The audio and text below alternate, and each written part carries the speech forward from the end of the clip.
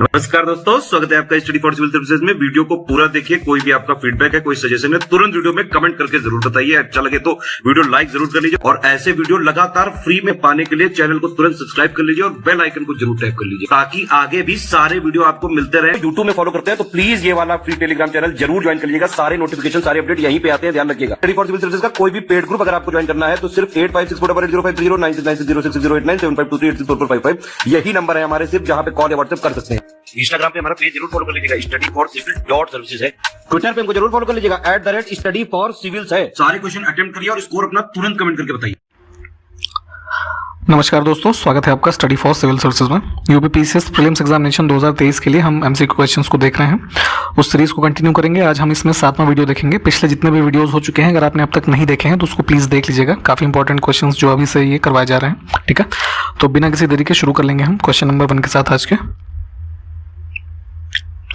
तो पहला प्रश्न हमारे पास है कि 21 जून 2022 को 8वें अंतर्राष्ट्रीय योग दिवस के प्रदर्शन का मुख्य आयोजन निम्न में से किस शहर में किया गया है, ठीक है। तो आयोजित तो ये हुआ है कर्नाटक के अंदर, मैसूर में, ठीक। बी ऑप्शन हमारा करेक्ट हो जाएगा। थोड़ी सी बेसिक इन्फॉर्मेशन इसके बारे में कि जो इंटरनेशनल डे ऑफ योगा है, इस रिजोल्यूशन को यूनाइटेड नेशन जनरल असेंबली के द्वारा 2014 में अपनाया गया था, ठीक। तो 2015 से सेलिब्रेशन लगातार हो रहा है 21 जून को, ठीक है। और पहला जो सेलिब्रेशन कहाँ पे हुआ था, राजपथ दिल्ली में, है ना। तो इस वर्ष का जो है ये मैसूर में हुआ है। नेक्स्ट है कि भारत ने किस वर्ष तक 500 गीगावाट गैर जीवाश्म ऊर्जा यानी कि नॉन फॉसिल एनर्जी कैपेसिटी की जो है क्षमता का जो टारगेट है, ये कब तक के लिए निर्धारित किया है। तो 2030 तक हमारे पास जो है ये 500 गीगावाट जो है ये non fossil fuel based energy हो जाएगी। तो इसमें से बी ऑप्शन जो है ये चूज करेंगे। नेक्स्ट है, हाल ही में किस केंद्रीय मंत्री ने बायोटेक शोधकर्ताओं और स्टार्टअप के लिए एकल राष्ट्रीय पोर्टल यानी कि सिंगल नेशनल पोर्टल लॉन्च किया है। इसके लिए बायोटेक रिसर्चर्स जो हैं और स्टार्टअप्स इससे संबंधित जो हैं, तो इसके लिए यहाँ पे जो यूनियन मिनिस्टर जितेंद्र सिंह, इन्होंने इसको लॉन्च किया है। ऑप्शन ए हमारा करेक्ट हो जाएगा, सिंगल नेशनल पोर्टल। नेक्स्ट देखिए कि डिजिटल युग में मेट्रोलॉजी यानी कि इंग्लिश में हालांकि थीम वगैरह को प्रेफर किया करिए, metrology in the digital era, ठीक है। इस थीम के साथ विश्व मेट्रोलॉजी दिवस 2022 किस दिन मनाया गया है, ठीक है। तो यहाँ पे मौसम संबंधित जो घटनाएं हैं उन सब के लिए डे ऑब्जर्व करते हैं, metrology day, world metrology day, प्रतिवर्ष जो है 20 मई को, है ना।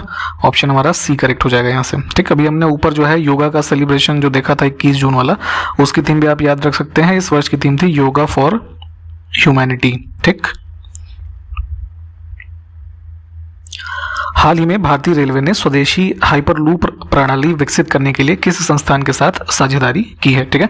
तो हाइपरलूप क्या होता है, इसको आप एक बार सर्च करके विजुलाइज कर लीजिएगा, ठीक है। एक ट्रांसपोर्ट का सिस्टम है जिसमें कि एक डेडिकेटेड ट्रांसपोर्ट कॉरिडोर के अंदर ऐसे कैप्सूल्स होते हैं, है ना। उसमें जो है काफ़ी हाई स्पीड में ये कैप्सूल जो है इस पूरे जो लूप होता है उसमें ट्रैवल करते हैं, तो इस वजह से इसको हाइपरलूप नाम दिया गया है।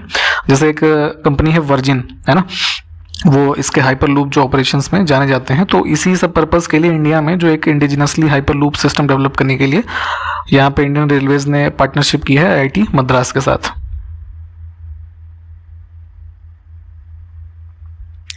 हाल ही में खबरों में रहा उपासना स्थल अधिनियम विशेष उपबंध कब पारित किया गया था, ठीक है। तो place of worship act special provisions ये पास हुआ था वर्ष 1991 में, ठीक। बेसिकली इस एक्ट में जो है इस जब पास किया गया था तो इस जो मेन इसका कह लीजिए प्रोविज़न था इस एक्ट का, उसमें यह कहा गया था कि 15 अगस्त 1947 जब भारत को आज़ादी मिली, है ना, तो उस समय तक जो भी रिलीजियस मस्जिद थे या मंदिर थे, है ना, तो उनकी जो स्थिति थी, ठीक। तो इस एक्ट के बाद से अब जो है किसी भी ऐसे मंदिर, चर्च या जो ये मॉस्क है ना, इन सब की स्थिति को परिवर्तित नहीं किया जा सकेगा, ना ही उनको किसी दूसरे धर्म के जो है ये पूजा के स्थल के रूप में परिवर्तित किया जा सकेगा, ठीक है। तो इन्हीं सब वजहों से जो है यहाँ पे ये रिसेंटली जो है न्यूज़ में था कुछ, तो ऑप्शन हम सी को चुनेंगे। 1991 में जो है इसको पास किया गया था। नेक्स्ट है, दुनिया के सबसे विशाल लगभग 9 मीटर लंबा रैप्टर डायनासोर के जीवाश्म की खोज हाल ही में कहां पर की गई है, ठीक है। तो अब एक्सटिंक्ट हो चुके हैं डायनासोर्स वगैरह, तो इनके कभी कभी देखते हैं कि जो है पुराने अवशेष मिलते रहते हैं, फॉसिल्स। तो अभी रिसेंटली जो है इसको लगभग 9 मीटर जो लॉन्ग एक इसका स्ट्रक्चर खोजा गया है फॉसिल, और विश्व का जिसको सबसे बड़ा डायनासोर का जीवाश्म माना जा रहा है ये अर्जेंटीना में।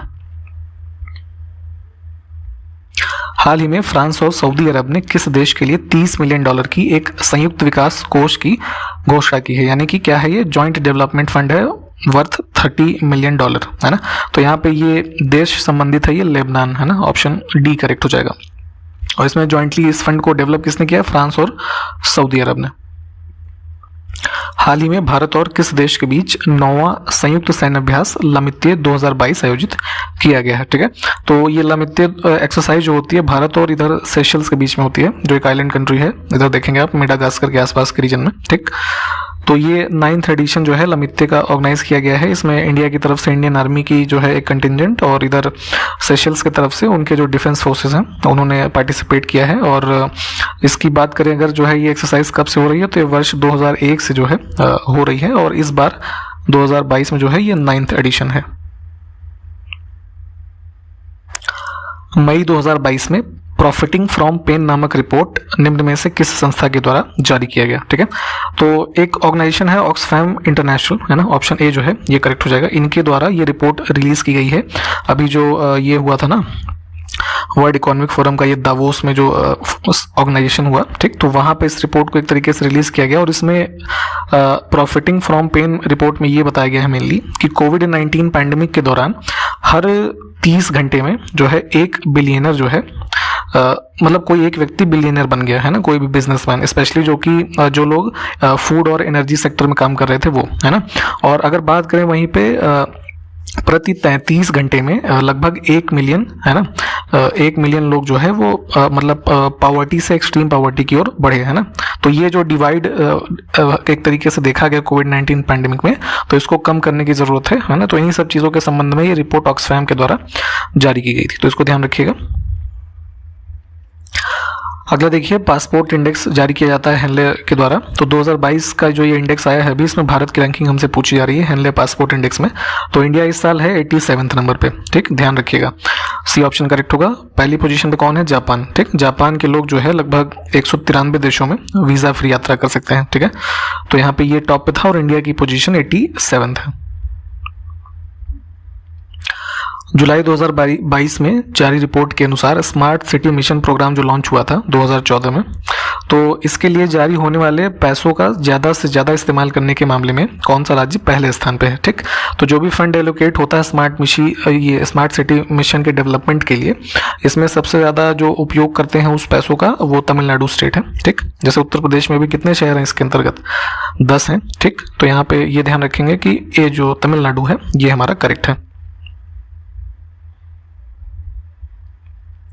हाल ही में विश्व बैंक ने महामारी की तैयारी और बेहतर स्वास्थ्य सेवा वितरण के लिए भारत के हेल्थ सेक्टर के लिए स्वास्थ्य क्षेत्र में कितने बिलियन डॉलर के समर्थन को मंजूरी दी है, ठीक है। तो यहाँ पे जो है $1 बिलियन के एक तरीके से अग्रीमेंट पे समझौता हुआ है विश्व बैंक और भारत के बीच में। इसके लिए हेल्थ सेक्टर जो है वहाँ पे एक बेहतर जो है पैंडेमिक का प्रिपेयर्डनेस हो आने वाले जो दिनों में। अभी जैसे कोविड-19 की भी 4th वेव की बात चल रही है ना, तो इन सब चीज़ों के लिए यहाँ पे $1 बिलियन का जो है ये अग्रीमेंट हुआ है।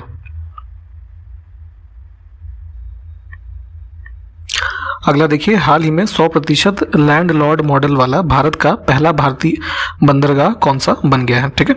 तो देखिए आंसर तो इसका है जवाहरलाल नेहरू पोर्ट, ऑप्शन हमारा ए जो है ये करेक्ट होगा। ये कहाँ पे स्थित है? नवी मुंबई में, ठीक। अब यहाँ पे बात आती है कि लैंडलॉर्ड मॉडल जो है वो क्या होता है, ठीक। तो देखिए दो तरीके के यहाँ पे पोर्ट्स के रेगुलेशन होते हैं, कि लैंडलॉर्ड मॉडल होता है और दूसरा एक होता है सर्विस मॉडल, ठीक है। तो लैंडलॉर्ड में क्या है बेसिकली कि जैसे गवर्नमेंट, जैसे भारत सरकार की बात करें तो गवर्नमेंट ऑफ इंडिया एक्ट करती है एज अ रेगुलेटरी बॉडी, ठीक है। रेगुलेटरी बॉडी कह लीजिए या फिर लैंडलॉर्ड कह दीजिए, और जो पर्टिकुलर पोर्ट है उसकी सारी की सारी जो ऑपरेशन वाला ये मतलब कह लीजिए पार्ट है ना, उसको किसी प्राइवेट फर्म को जो है दे दिया जाता है, ठीक है। तो बेसिकली इसको ऐसे समझ सकते हैं पीपीपी मॉडल जो है ना, उस पे आधारित है, ठीक। तो अब यहाँ पे जो जवाहरलाल नेहरू पोर्ट है, तो इसमें ये पूरी तरीके से जो इसकी पूरी कार्गो हैंडलिंग एक्टिविटीज़ हैं, जितने भी ऑपरेशंस हैं, ये सारे के सारे प्राइवेट फर्म्स के द्वारा पूरी की पूरी तरीके से किया जाता है, और इसमें जो रेगुलेटरी फंक्शन है वो गवर्नमेंट का है, ठीक। तो इस मॉडल पर जो है पूरी तरीके से 100% बनने वाला ये पहला पोर्ट भारत का बन गया है, ठीक। ये ऑप्शन हमारा यहाँ से करेक्ट था। ग्लोबली देखेंगे तो ये जवाहरलाल नेहरू पोर्ट जो है ये टॉप 100 में अगर हम बात करें तो विश्व में 26वें नंबर पे आता है, जो ये लार्ज कार्गो हैंडलिंग वाले पोर्ट्स हैं, है ना, उस क्रम में। और जो है थोड़ा और डिटेल अगर इसके बारे में आप पढ़ना चाहें तो पढ़ लीजिएगा, ठीक है। तो यहाँ से ऑप्शन हमारा ए जो है ये करेक्ट था। अगला है फिक्की जो संस्थान है, इन्होंने जो वर्तमान वित्त वर्ष 2022-23 इसके लिए भारत की जीडीपी ग्रोथ रेट जो है, तो इन्होंने अभी प्रीवियस एक एस्टिमेट दिया था कि 7.4% जो है ये जीडीपी ग्रोथ होगा, तो अब इसको घटा करके इन्होंने कितना कर दिया है, तो अब ये 7% के आसपास जो है ये किया गया है। तो ऑप्शन हमारा ए करेक्ट है। अगला देखिए, जनजातीय युवाओं के डिजिटल कौशल को बढ़ाने के उद्देश्य से गोल कार्यक्रम का दूसरा चरण 28 जून 2022 को शुरू किया गया है। तो इसका पहला चरण किस वर्ष में शुरू किया गया था, हमको ये बताना है, ठीक है। तो फर्स्ट फेज शुरू हुआ था मई 2020 में, ठीक है। उसको दिसंबर 2020 तक जो है कंप्लीट कर लिया गया था। नहीं सॉरी, माफ कीजिएगा, दिसंबर 2021 में कंप्लीट हुआ है, ठीक। अब यहाँ पे थोड़ा समझ लेते हैं ये कि ये जो है क्या चीज़, ठीक है। तो गोल प्रोग्राम बेसिकली यहाँ पे इसका फुल फॉर्म देखेंगे पहले, ये है गोइंग ऑनलाइन एज लीडर्स, ठीक है।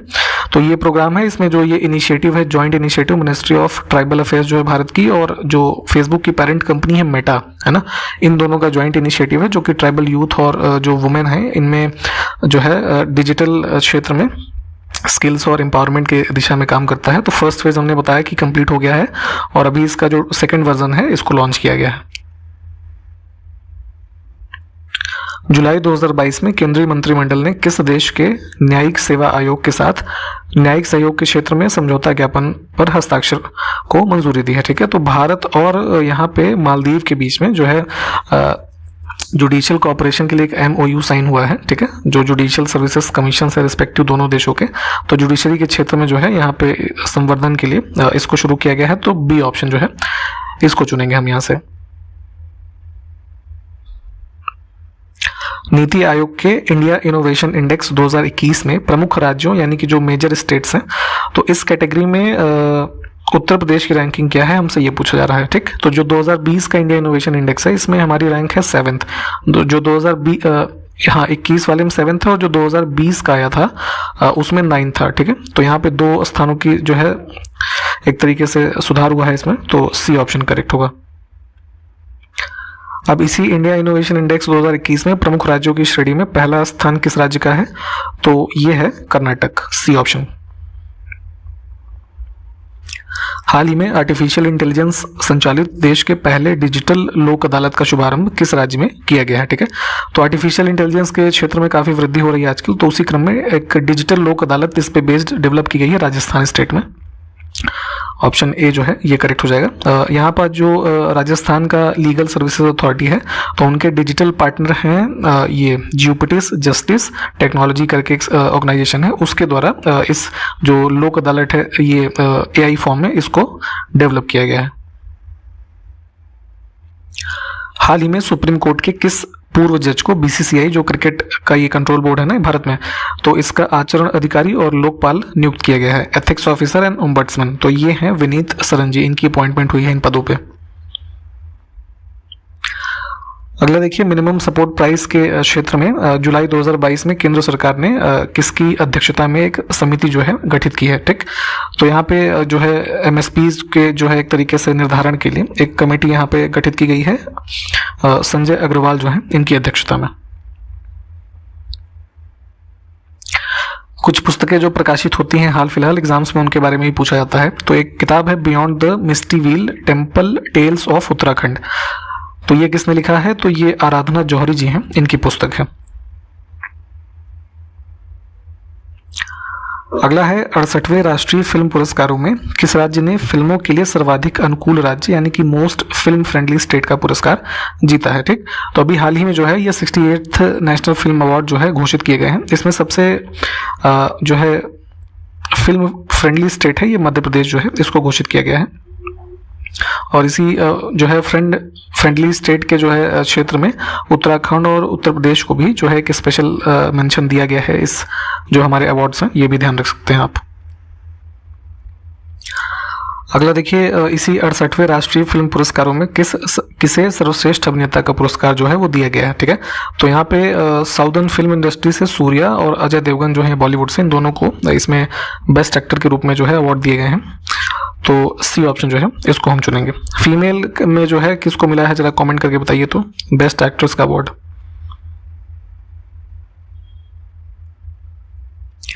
हाल ही में दिनेश गुणवर्धने किस देश के नए प्रधानमंत्री के रूप में नियुक्त हुए हैं, ठीक है।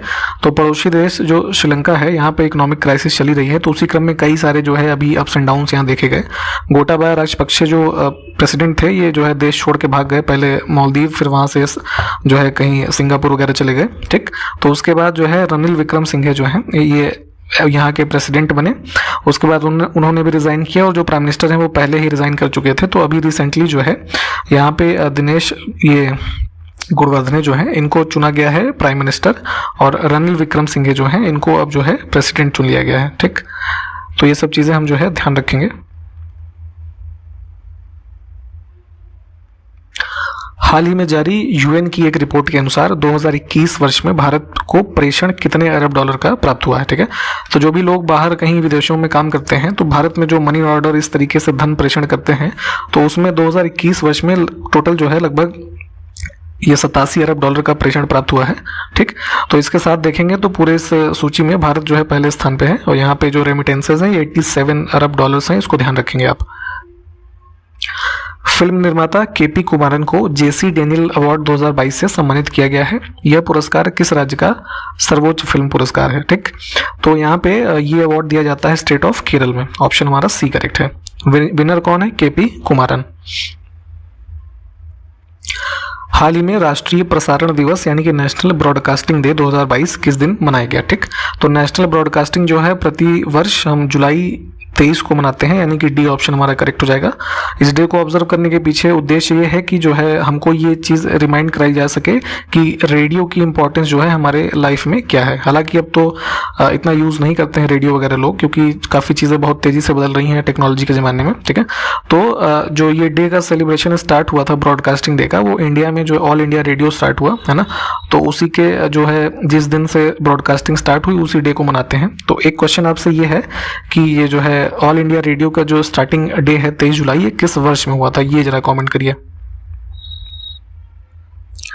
हाल ही में किस संस्था ने काम के दौरान सोशल मीडिया नेटवर्किंग को बढ़ावा देने के लिए वीवा इंगेज प्लेटफॉर्म लॉन्च किया है, ठीक है। तो ये प्लेटफॉर्म यहाँ पे जो है जैसे कॉर्पोरेट कल्चर में जो है सोशल मीडिया का यूज़ होता है काफ़ी, तो वहाँ पे इसको प्रमोट करने के लिए ये प्लेटफॉर्म लॉन्च किया है माइक्रोसॉफ्ट ने।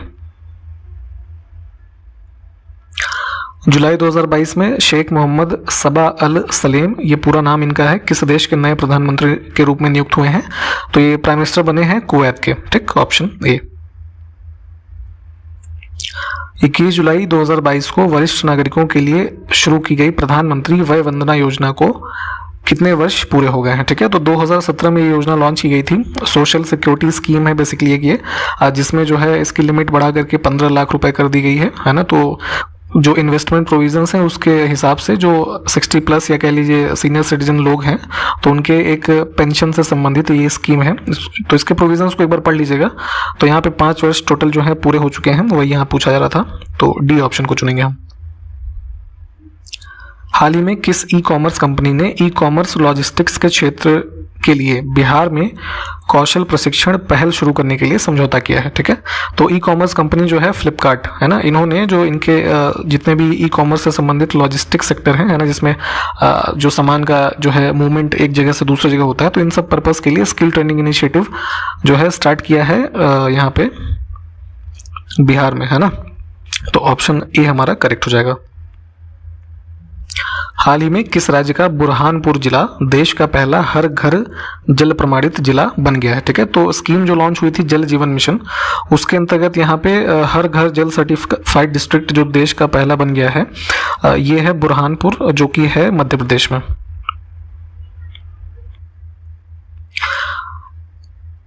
एक संस्थान है मॉर्गन स्टैनली, ठीक है। तो इनके अनुसार वित्त वर्ष 2022-23 के लिए भारत की जीडीपी वृद्धि दर अपने पिछले अनुमान, यानी कि मॉर्गन स्टैनली का ही जो है पिछला एस्टिमेट था 7.6%, तो इससे जो है घटा करके अब किया गया है 7.2%। ऊपर हमने एक क्वेश्चन देखा था फिक्की के संदर्भ में शायद, है ना, तो उसमें जो है 7% का एस्टिमेट उन्होंने लगाया था। तो यहाँ पे 7.2 है, इसको ध्यान रखेंगे।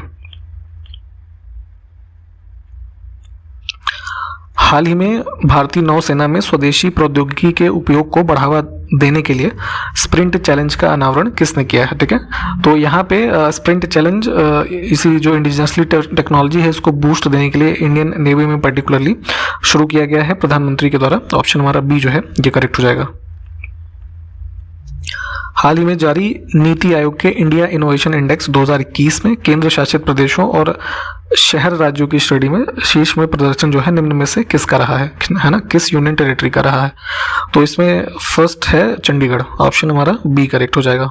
स्टेट्स में जो हमने देखा था कौन सा था, कर्नाटक है ना, जो मेजर स्टेट्स वाली कैटेगरी थी। यहाँ पे यूटी वाले में जो है चंडीगढ़ है।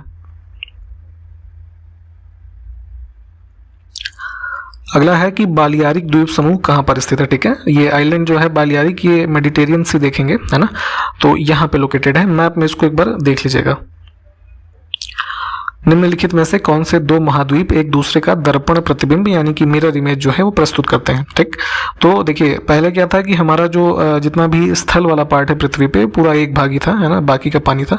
धीरे धीरे जो कॉन्टिनेंटल ड्रिफ्ट थियरी अगर आपने ज्योग्राफी में पढ़ी होगी तो धीरे धीरे हमारे ये कॉन्टिनेंट्स जो है एक दूसरे से अलग हुए। तो देखेंगे यहाँ पे जो साउथ अमेरिका है ना, तो कुछ जैसे इस शेप में है, ठीक। और अफ्रीका को भी देखेंगे तो वो भी इसी शेप में है ना। तो यहाँ पे ये दोनों क्या है, एक दूसरे के एक जैसे मैप में दिखते हैं। वही यहाँ पे पूछा जा रहा है कि मिरर इमेज एक तरीके से प्रस्तुत करते हैं, ठीक। तो यहाँ से बी ऑप्शन जो है इसको चुन लेंगे, ठीक। तो इसको ध्यान रखिएगा, मैप में आपने देखा ही होगा वैसे इसको। निम्नलिखित में से कौन सा युग्म जो है सही सुमेलित नहीं है, ठीक है। तो यहाँ पे देखिए अलग अलग कॉन्टिनेंट्स में वहाँ के जो सबसे हाईएस्ट माउंटेन जो पॉइंट्स हैं वो लिखे हुए हैं।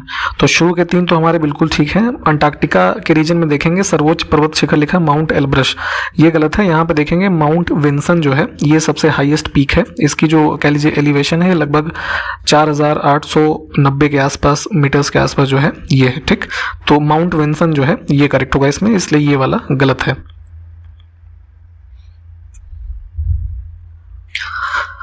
मैप में आपने फारस की खाड़ी देखी होगी, ठीक है, जो ये गल्फ ऑफ ओमान और ये जो पूरा वाटर बॉडी आप देखते हैं। तो यहाँ पे जो हम देखेंगे कि कौन कौन से देश जो हैं इससे बॉर्डर करते हैं। तो यहाँ पे दिए हुए में इराक, बहरीन, कुवैत है ना, यूएई, सऊदी अरेबिया, ये सब जो है शामिल हैं। सीरिया जो है, सीरिया थोड़ा इधर ओमान के नीचे है, मैप में आप देखेंगे तो ये जो है उससे सीमा नहीं बनाता है। तो यही हमारा उत्तर हो जाएगा। ओशनिक फ्लोर के संबंध में पूछा जा रहा है कि महासागरीय नितल का सबसे विस्तृत यानी कि एक्सटेंसिव पार्ट जो है वो कौन सा है, ठीक है। तो अगर हम ओशनिक फ्लोर के क्रम के बारे में देखें तो सबसे जैसे शुरू में हम देखेंगे जो स्ट्रक्चर में मिलेगा ये ओशनिक सेल्स जो है ये पहले आ जाएगा, ठीक है। इसके बाद अगर हम देखें तो महासागरीय ढाल हमारे ओशनिक स्लोप्स हैं, ठीक है। फिर ओशनिक डीप्स आएंगे और सबसे एक्सटेंसिव पार्ट हमें आएगा डीप सी प्लेन्स जो है ये आएगा।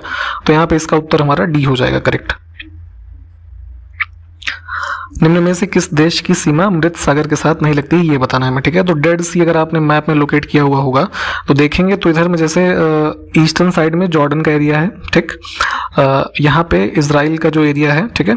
तो इधर जो है नॉर्थ में देखेंगे तो वेस्ट बैंक वाला जो एरिया है ना, ये पैलेस्टीन जो एरिया हो गया। तो लेबनान इसके वेस्ट बैंक के जो गोलन हाइट्स है इसके काफ़ी ऊपर पड़ता है, तो ये इससे सीमा साझा नहीं करेगा। तो यही हमारा उत्तर हो जाएगा यहाँ पे, है ना। ये जितने भी मैप बेस्ड क्वेश्चन है इसको मैप में प्लीज़ एक बार देख लीजिएगा, वहाँ से क्लियर होगा आपको।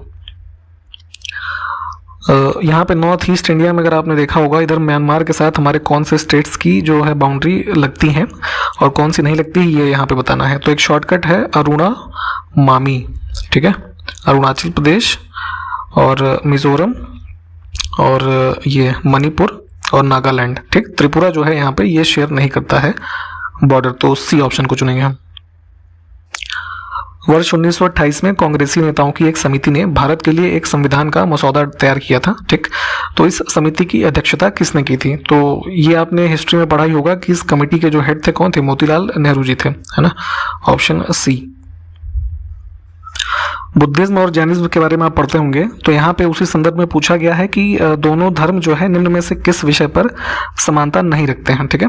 तो कर्मा, मोक्ष, रीबर्थ है ना, इन सब में जो है दोनों की एक तरीके से सहमति मिलती है, परंतु एग्जिस्टेंस ऑफ सोल यानी कि आत्मा की उपस्थिति के अगर संदर्भ में हम बात करें तो बुद्धिस्ट जो है वो बिलीव नहीं करते हैं कि जो है एग्जिस्टेंस ऑफ सोल जो है वो होता है। वहीं जैन जो है वो जो है एवरी लिविंग बीइंग में जो है आत्मा के एग्जिस्टेंस की बात करते हैं। तो इसी पे इनकी जो है असमानता है, तो इस ऑप्शन को हम चुनेंगे। फिजिक्स में जैसे आप यूनिट्स पढ़ते हैं, ठीक है, एसआई यूनिट्स जैसे मोस्टली एग्जाम्स में आपसे पूछी जाती हैं, तो निम्न में से किस राशि का कोई मात्रक नहीं होता, हमको ये बताना है। तो यहाँ दिए हुए ऑप्शंस में देखेंगे रिलेटिव डेंसिटी जो है आपेक्षिक घनत्व, इसका कोई मात्रक नहीं होता, ये हमारा उत्तर हो जाएगा। और बाकी के 3 जो हैं इनके मात्रक आप हमको कमेंट करके बताएंगे। और अभी इस वीडियो को यहीं पे समाप्त करते हैं, ठीक है, अगले वीडियो में मिलेंगे आपसे, तब तक के लिए नमस्कार, जय हिंद।